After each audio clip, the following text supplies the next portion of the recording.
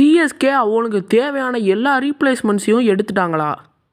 ஆமாங்க, சிஎஸ்கே அவங்களுக்கு தேவையான ரீப்ளேஸ்மெண்ட்ஸ், அவங்களால முடிஞ்ச ரீப்ளேஸ்மெண்ட்ஸை அவங்களால எடுக்க முடிஞ்சதை அவங்க எடுத்துட்டாங்க.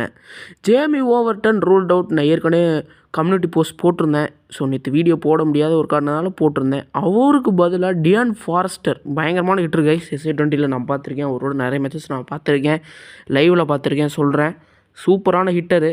கொஞ்சம் டீசெண்டாக தான் பவுலிங் போடுவார். ஜேமி ஓவர்டன் அளவுக்கு எக்ஸ்பெக்ட் பண்ண முடியாது. அதுக்கப்புறம் நம்ம குல்தீப் யாதவ்னா ஸ்பின்னர் இல்லை, இவர் ஒரு ஃபாஸ்ட் பவுலர். ஆர்ஆரில் இருந்திருக்காரு, LSGயில் இருந்திருக்காரு. ஒரு லெஃப்ட் ஆர்ம் பேசர் தான், பட் டீசெண்டாக தான் போடுவார். 3 மேட்ச் தான் ஆடி இருக்காரு ஆர்ஆருக்கு. அவர் பெருசாக ஐபிஎல்லில் பெருசாக அனுபவம் கிடையாது தான். ஸோ பார்ப்போம். கலீல் அஹ்மத் ரீப்ளேஸ்மெண்ட்டாக அவர் எடுத்திருக்காங்க. ஸோ இன்றைக்கி மேட்ச் கைஸ் ரொம்ப ரொம்ப முக்கியமான மேட்ச்சு. எல்லா மேட்சுமே சிஎஸ்கேக்கு முக்கியமான மேட்ச் தான்.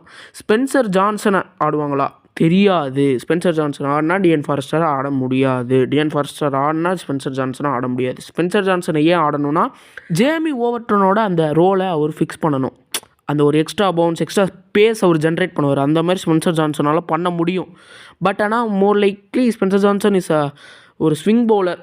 ஸோ அதனால் அவர் மேலே எக்ஸ்பெக்ட் பண்ண முடியாது. ஸோ டிஎன் ஃபாரஸ்டர் ஆடினா கொஞ்சம் நல்லாயிருக்கும்னு தோணுது. பார்ப்போம். பவுலிங் டிபெண்ட் பண்ணி போகிறாங்களா, எதை டிபெண்ட் பண்ணி போகிறாங்கன்னு அவங்களுக்கே தெரியாது. மேக்னில் நரோனா ஆடுவாரா தெரியாது, அவர் ஒரு ஸ்பின்னர். ஓகே கைஸ், எனக்கு தெரிஞ்ச இந்த மேட்ச்சில் LSG ஜெயிப்பாங்க கைஸ், கண்டிப்பாக.